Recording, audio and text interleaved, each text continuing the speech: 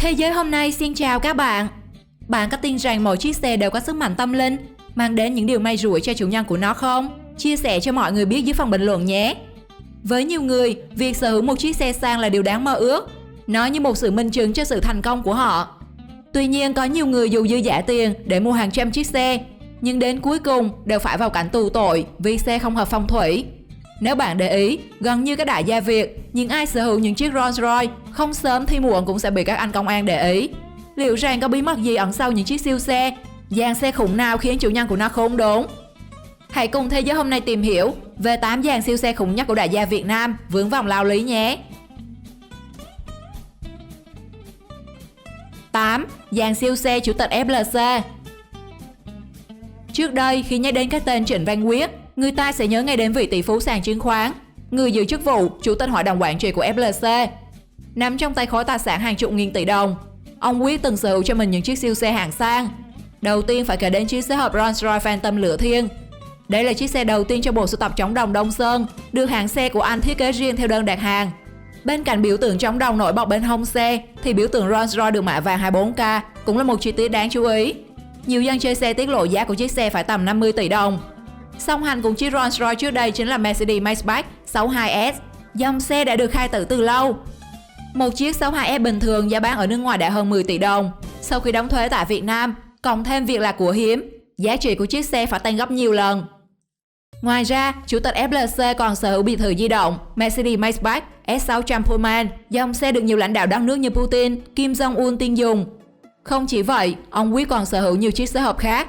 Tuy nhiên giờ đây những chiếc xe có lẽ sẽ phải trầm tranh khi chủ nhân của chúng, ông Trịnh Văn Quyết, đã bị khởi tố vì hành vi thao túng thị trường chứng khoán. Theo báo Dân Việt, sau khi bị khui vụ việc bán chui 74,8 triệu cổ phiếu FLC, gây thiệt hại đến thị trường chứng khoán Việt Nam, bên cạnh việc nộp phạt hàng tỷ đồng, số lịch mà chủ tịch FLC phải bóc lên đến 7 cuốn.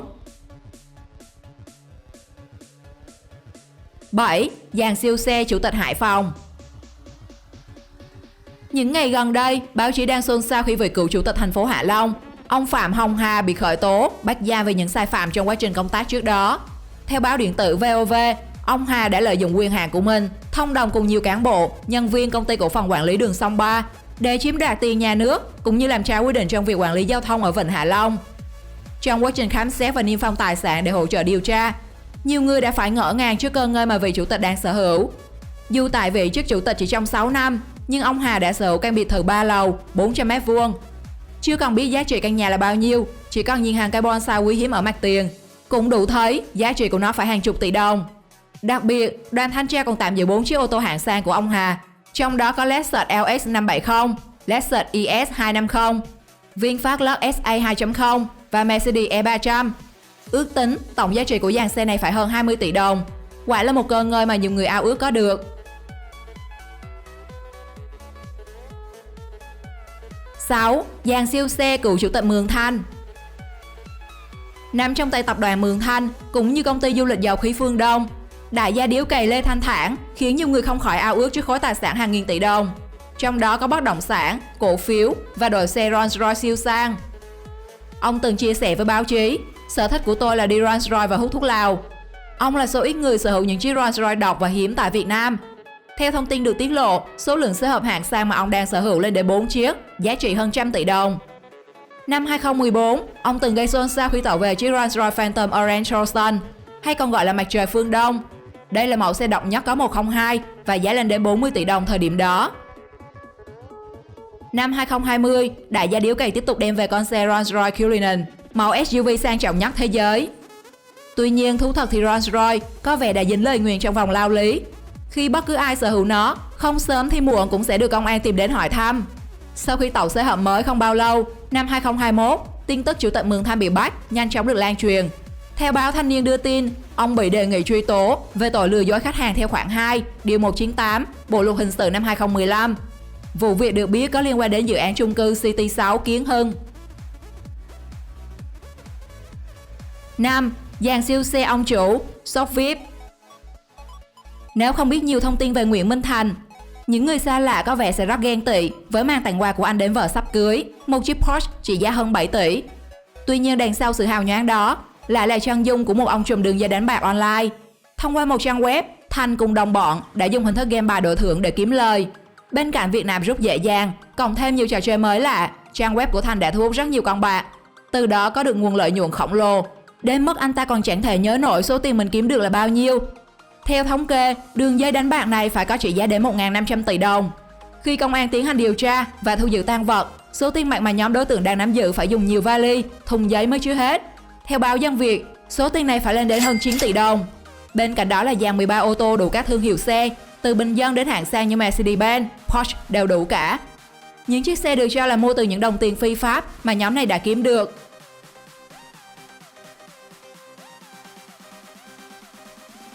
4. Dàn siêu xe của Nguyễn Phương Hằng. Theo báo VTV, với tội danh lợi dụng các quyền tự do dân chủ, xâm phạm lợi ích của nhà nước, quyền và lợi ích hợp pháp của tổ chức, cá nhân theo Điều 331 Bộ Luật Hình sự. Khoảng đầu năm 2022, bà Nguyễn Phương Hằng đã bị Công an tỉnh Bình Dương khởi tố.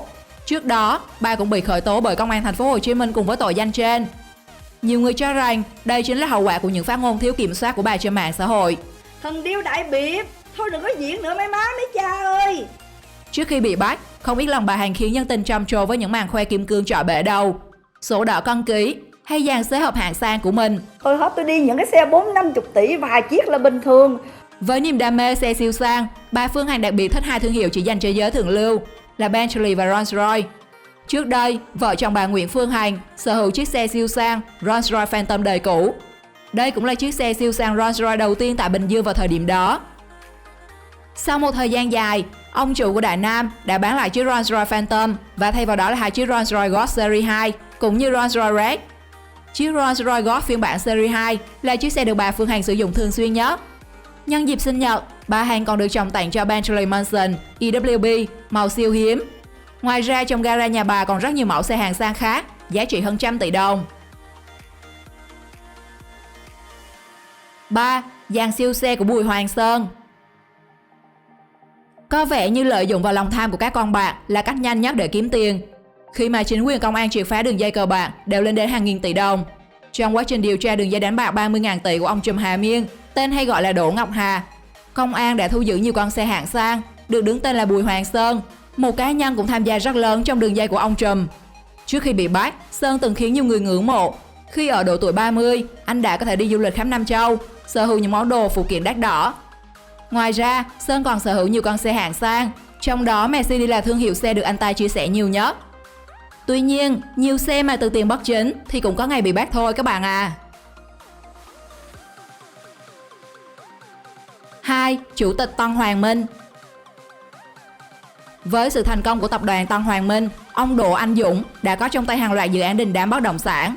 Bạn có biết nam ca sĩ đình đám Seungri của Hàn Quốc từng xem người đàn ông này là cha nuôi và có mối quan hệ rất mật thiết. Anh là người khách danh dự có mặt trong lễ khai trương văn phòng đại diện của tập đoàn tại Singapore. Trong một lần đến Việt Nam, cậu út Big Bang đã được ông chủ Tân Hoàng Minh đưa đón trên hai chiếc Rolls-Royce sang trọng. Một trong hai chính là chiếc Phantom rồng, phiên bản xe chỉ được sản xuất 33 chiếc vào năm 2012. Được biết, chiếc xe có giá trị hơn 35 tỷ đồng khi về đến Việt Nam. Ngoài ra, ông Dũng còn sở hữu chiếc Mercedes-Benz S65 AMG trị giá gần 13 tỷ đồng. Xong bỏ lại sự hào nhoáng đó, tháng 4 vừa qua, tập đoàn Tân Hoàng Minh đã thông tin về việc ông Dũng bị bắt. Được biết, Chủ tịch Tân Hoàng Minh bị khởi tố với tội danh chiếm đoạt tài sản. Không biết đây có phải là sự kỳ lạ của những chủ nhân của Rolls-Royce chăng? 1. Dàn siêu xe Dũng Mạt Sát. Khi nhắc đến cái tên Dũng Mạt Sát, người ta sẽ nhớ đến một trùm buôn lậu siêu xe khét tiếng ở vùng biên. Trong giới giang hồ ở Móng Cái, thú ăn chơi của Dũng được ví như nhắc xe hơi, nhì ăn nhậu. Dưới danh nghĩa của công ty trách nhiệm hữu hạn Tuấn Đôn, Dũng đã móc nối với nhiều cán bộ hải quan để kiếm lời bất chính từ xe nhập lậu. Vì là tay buôn xe, số lượng xe trong tay Dũng cả hơn 100 chiếc. Trong cuộc đột kích cách đây vài năm, công an đã thu giữ 144 chiếc ô tô từ sang đến siêu sang như Audi, Lexus, Mercedes, Porsche, Ferrari, trong đó có chiếc Rolls-Royce đến hàng chục tỷ đồng. Sau khi chủ nhân bị bắt, những chiếc xe đã phải nằm trong kho nhiều năm liền, bụi dày thành lớp. Từng có thông tin số xe này sẽ được thanh lý với giá rẻ chỉ vài trăm triệu đồng, tuy nhiên đã bị bác bỏ không lâu sau đó.